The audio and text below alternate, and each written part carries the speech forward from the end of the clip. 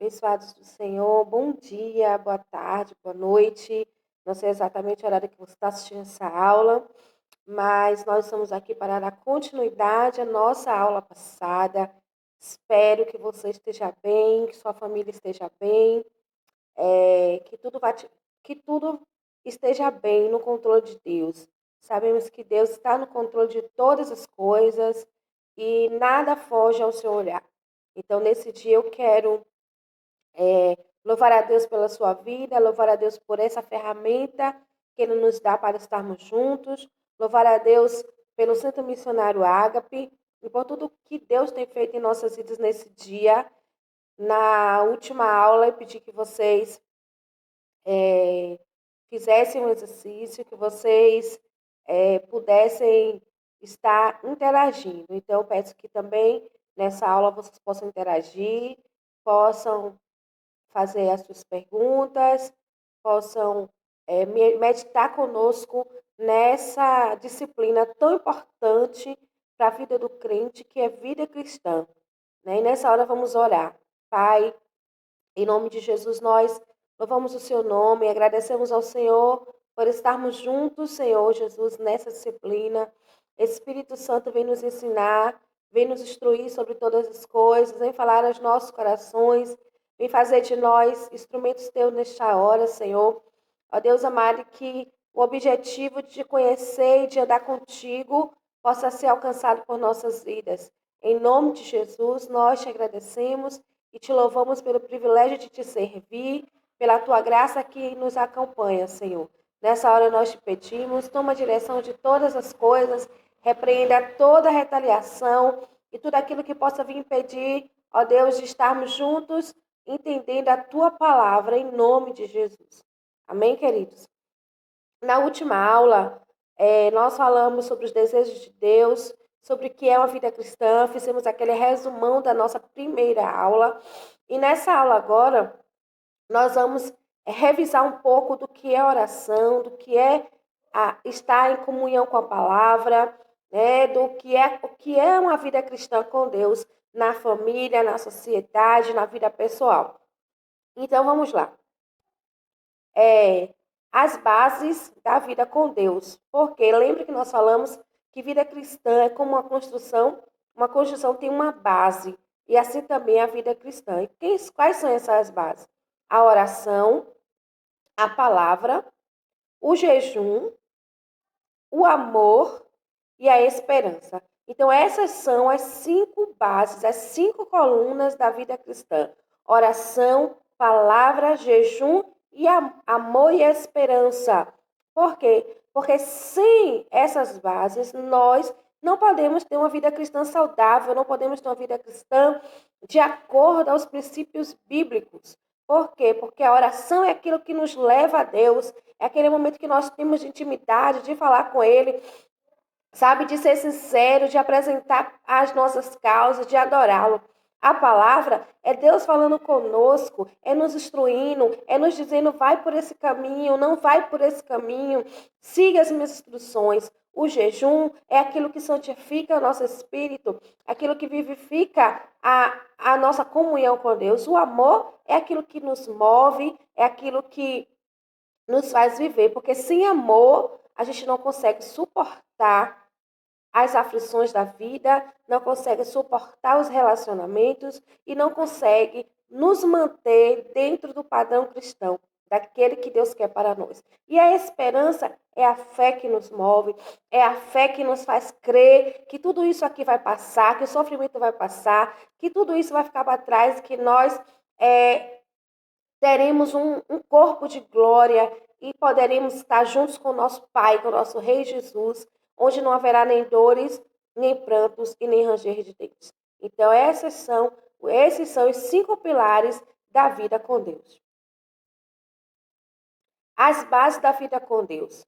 Como Jesus nos ensinou a orar. Então, a gente vai abrir aí a nossa Bíblia no livro de Mateus 6.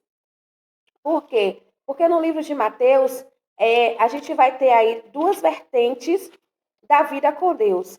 A primeira é sinceridade. Irmãos, é incrível como nós sabendo que Deus nos conhece, sabendo que Deus sabe exatamente aquilo que pensamos, aquilo que está dentro do nosso coração, ainda temos a ousadia de sermos fingidos diante do Senhor. Olha, Jesus, ele é o nosso amigo. Sabe aquele amigo que você rasga o seu coração, que você pode falar tudo, que não vai te julgar, sabe? Que você pode falar suas mazelas, assim é Jesus. Então, no momento da oração, a gente não precisa achar que Jesus está distante de uma forma que a gente não pode se relacionar com ele de maneira nenhuma. Por isso que a primeira coisa que Jesus nos ensinou quando ele convidou os seus discípulos para orar e diz assim, olha, esta é a oração, Pai nosso que estás no céu. Quando ele falou isso, ele está nos dizendo, primeiro, orem com sinceridade. Orem com sinceridade. E a palavra do Senhor que está no livro de Mateus, no capítulo 6, no verso 5, diz assim: E quando orares, não sejais como os hipócritas, pois se comprazem em orar em pé nas sinagogas e às esquinas das ruas, para serem vistos pelos homens. Em verdade vos digo que já receberam o seu galardão. Mas tu, quando orares, entra no teu aposento e, fechando a sua porta, ora ao teu Pai, que vê o que está oculto. O teu Pai, que vê o que está oculto, te recompensará. Então, essa é a palavra do Senhor. Sabe, nós não temos que orar como os fariseus oravam, gritando nos templos, como os hipócritas oravam. Não. O que Jesus quer de nós é uma oração sincera. E na letra B ele vai dizer que está junto com esse verso que está em Mateus, com simplicidade. Sabe, com palavras simples. Deus não precisa de palavras rebuscadas, palavras cultas. Deus conhece o nosso íntimo, o nosso interior. Ele é o nosso amigo. Sabe, quando você fala com seu amigo, como você fala com as pessoas que você ama, Jesus quer que nós tenhamos esse relacionamento com Ele, com sinceridade, com simplicidade, com humildade, que está lá no livro de Lucas. Pode abrir a sua Bíblia, capítulo 18, verso 9 até o 14. Sabe, nos humilhando a Ele, nos rendendo à presença dEle. A Bíblia diz que na presença do Senhor, até a tristeza solta de alegria. Então, quando nós nos rasgamos diante do altar, quando nós mostramos para Deus as nossas mazelas, os nossos piores sentimentos, a alegria dele vem sobre nossas vidas, o perdão, a misericórdia, a compaixão vem e nos transforma, e nos renova, e nos faz novo. Então, essa é a vida de oração que Deus quer conosco. E com persistência, está lá em Lucas 11, 5, 8. Queridos, oração nada mais é do que uma conversa, um diálogo. E Piaget vai dizer que a repetição causa o aprendizado. Então, quando você ora ao Senhor, você está aprendendo a falar com Ele. Quando você ora ao Senhor, você está aprendendo a se relacionar com Ele. Porque verdadeiramente nós, às vezes, oramos ao Senhor uma causa e depois já esquece, já deixa para lá. Não, é com persistência, sabe? É buscando. Se eu não consigo orar meia hora, eu oro 10 minutos. No outro dia eu já vou orar 15. No outro dia eu já vou orar 18. E assim vai, assim vai, assim vai. E também com intensidade. Está em Lucas 11, do 9 ao 10. Então, assim, com intensidade, sabe? É orar ao Senhor com clareza, com o coração aberto. Vamos lá, Lucas 11, 9 e 10. Diz assim: E eu vos digo a vós, pedi e dá-se-vos-á. Buscai e acharei. Batei e abri-se-vos-á. Porque qualquer que pede, recebe.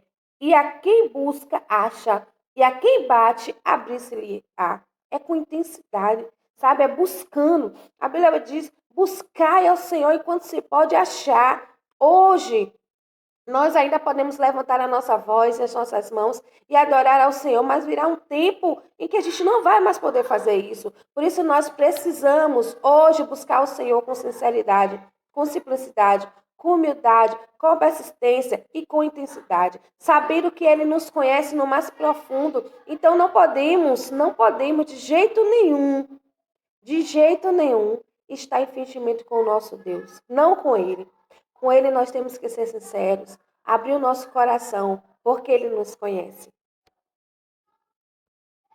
Vamos lá. Vamos assistir esse vídeo aí.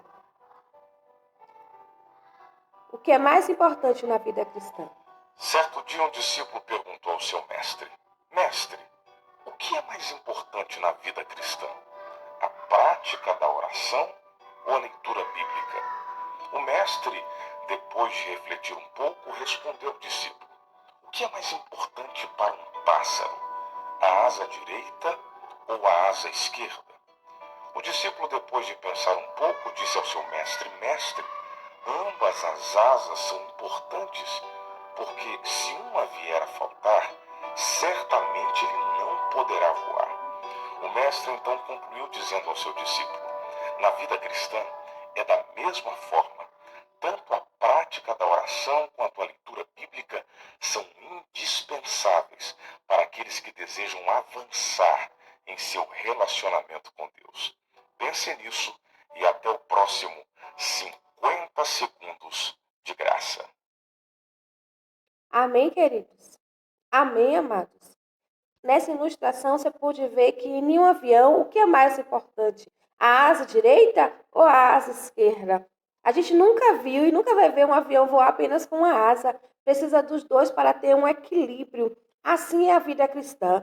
Precisa da oração e da palavra para ter um equilíbrio. Na oração, você vai falar com Deus e na palavra, Deus vai falar com você. Deus vai te dizer que caminho seguir. Deus vai te dar as instruções corretas. Deus vai dizer para você, meu filho, não é por aqui, não é por ali. E assim a gente vai criando esse relacionamento com Deus. Mas a vida cristã não se resume somente a isso. A vida cristã, ela é holística, ela é um todo. Ela é em todas as partes de nossas vidas. Uma vida com Deus na família. O relacionamento da família com Deus fica ao limite quando ela não prioriza a comunhão com o Senhor. Por isso, vamos entender qual o propósito de Deus para a família e como a nossa família pode desenvolver sua relação com Deus. Irmãos, hoje em dia, no século XXI, as famílias têm sido atingidas de forma muito grande pelo inimigo de nossas almas, porque ele tem trazendo dissensões, divisões, contendas. E o que está acontecendo com a família do século XXI? Falta de comunhão com Deus.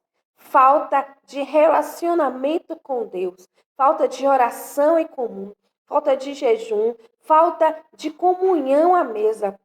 É incrível como o mediatismo, como essa vida, a nossa corrida, tem deixado as famílias de lado. A gente não consegue mais se reunir, a gente não consegue mais orar junto, a gente não consegue mais ter comunhão. Mas a Bíblia vem dizer que quando Jesus ele não está no meio dessa família, queridos, só tem coisas terríveis. Mas quando nós convidamos Jesus para estar em comunhão conosco, aí sim, nós teremos uma família abençoada, nós teremos uma família sarada. E vamos amar uns aos outros, independente de como são, do seu jeito de ser, independente do seu caráter, nós vamos amar. Porque o amor é uma das bases da vida cristã. É aquilo que nos faz olhar para o outro com compaixão, com misericórdia e com graça. Amém? Entre irmãos. Não é possível ter uma boa relação com Deus sem ter uma boa relação com os irmãos. É o que está escrito lá em 1 João. Abra aí a sua Bíblia. 1 João 4:20. Está lá antes de Apocalipse. 1 João, primeira epístola de João 4:20. Diz assim: Se alguém diz, amo a Deus e aborrece o seu irmão, é mentiroso.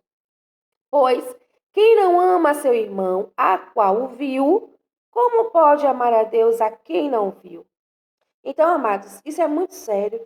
Se eu não amo meu irmão, a quem eu vejo, a quem eu estou de junto, a quem tem relacionamento comigo, eu vou amar a Deus que não vejo?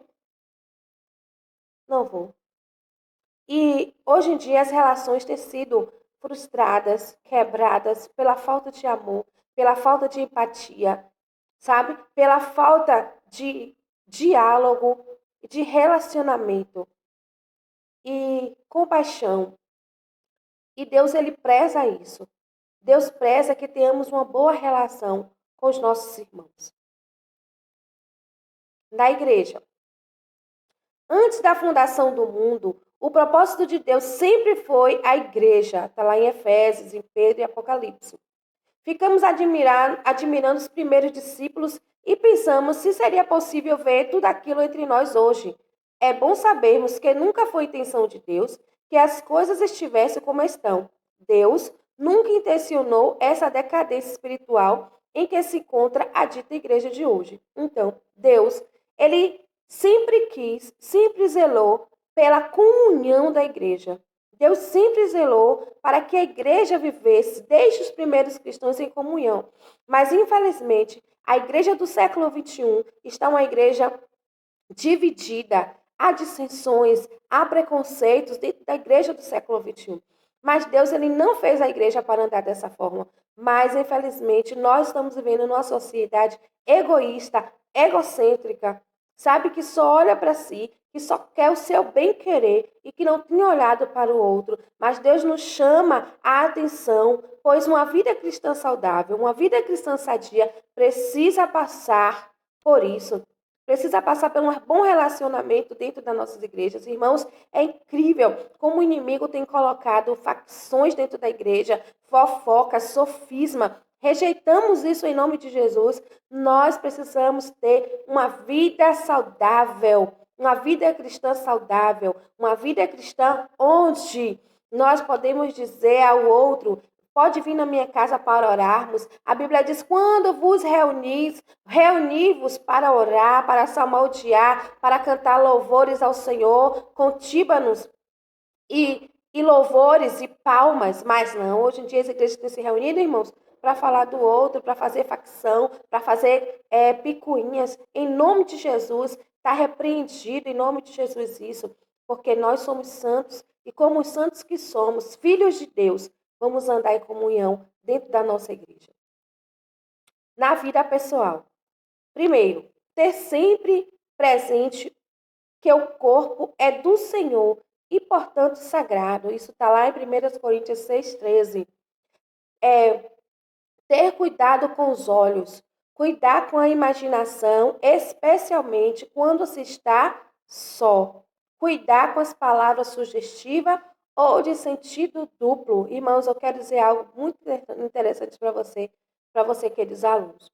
Nós muitas vezes nos esquecemos que nós somos templo do Espírito Santo de Deus e que, como templo do Espírito Santo de Deus, nós não podemos agregar dentro do nosso corpo coisas que são corruptíveis, pecados que nos afastam de Deus. E aí no 2 é ter cuidado com os olhos, ter cuidado com aquilo que a gente assiste, ter cuidado com aquilo que a gente vê, ter cuidado com aquilo que a gente olha, irmãos. A Bíblia tem um ditado que diz assim: o primeiro olhar é perdoável, o segundo olhar não. Porque a gente olha a primeira vez e tem a chance de se desviar. Mas a gente olha a segunda vez porque gosta do pecado. Então, irmãos, vamos ter cuidado com a nossa vida pessoal, ter cuidado com a imaginação, ter cuidado com as nossas palavras. Olha, crente não anda falando gíria, crente não anda falando palavrão, crente não anda falando pornografia, palavras de duplo sentido. Nossos lábios são santos, a nossa vida tem que ser, a nossa mente, o nosso corpo. A Bíblia diz que a boca fala aquilo que o coração está cheio. E o que é que está cheio no nosso coração? Do que é que nós estamos vivendo, pensando quando estamos sozinhos? Vai pensando aí. Ainda na vida pessoal, cuidado com os gestos. Não alimentar os desejos carnais. Um corpo ativo e uma mente ocupada dignamente são fatores muito positivos na luta contra a impureza. Salmo 109, no verso 9. Irmãos, o que é que tem que ter? O que é que tem que preencher a nossa mente? A palavra de Deus, os cultos, as orações, os louvores. Olha, nesse tempo de quarentena, Deus está nos dando uma oportunidade de estarmos em comunhão com Ele, mas a gente não está usando a quarentena para isso, a gente está usando a quarentena para tudo na vida, menos para andar em comunhão com Deus. Que Deus tenha misericórdia de nós. Vamos lá? A carne é fraca? Eu sou Mário Persona e essas são as respostas que eu dei aos que me perguntaram sobre a Bíblia. Você escreveu perguntando: se a carne é fraca, como então viver a vida cristã? É comum nós usarmos a frase "a carne é fraca", porém para justificar as nossas quedas, geralmente aquelas de âmbito sexual ou de questões morais. Mas vamos dar uma olhadinha no contexto em que foi dita essa expressão.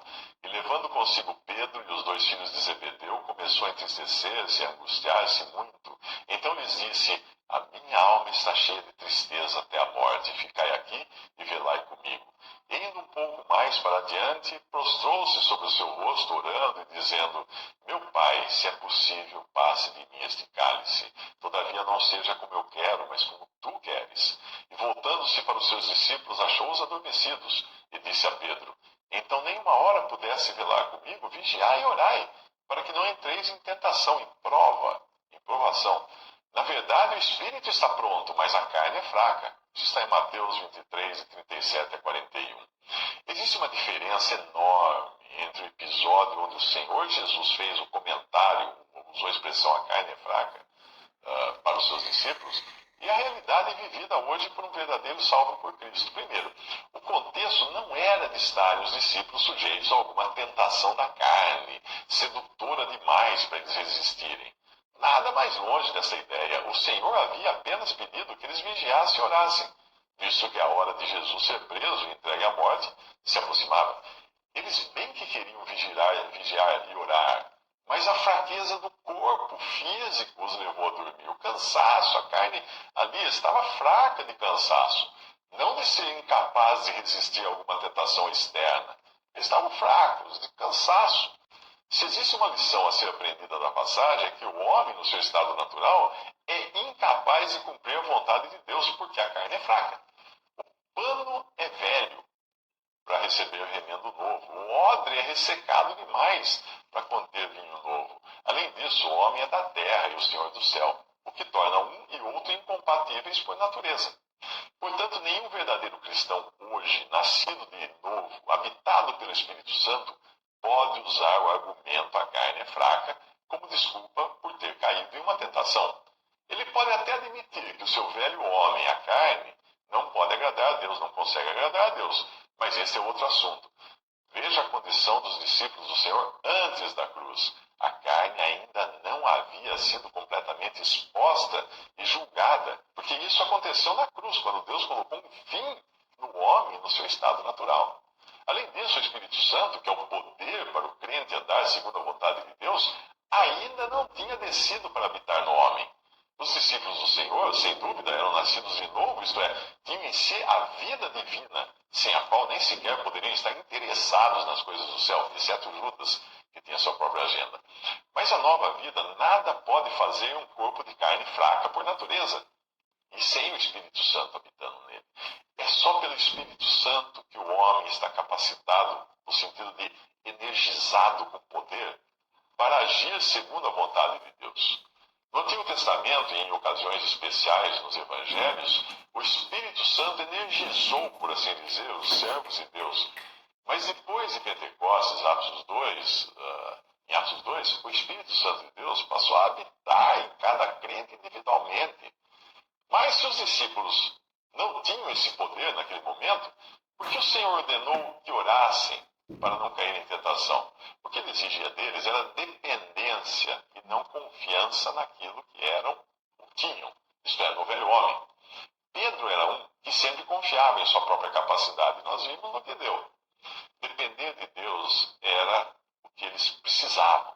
E isso não mudou, apesar de hoje nós sermos muito mais privilegiados como crentes em Cristo, por estarmos também capacitados pelo poder do Espírito Santo de Deus habitando em nós. Veja que não é na força que o crente vence as tentações, mas na fraqueza.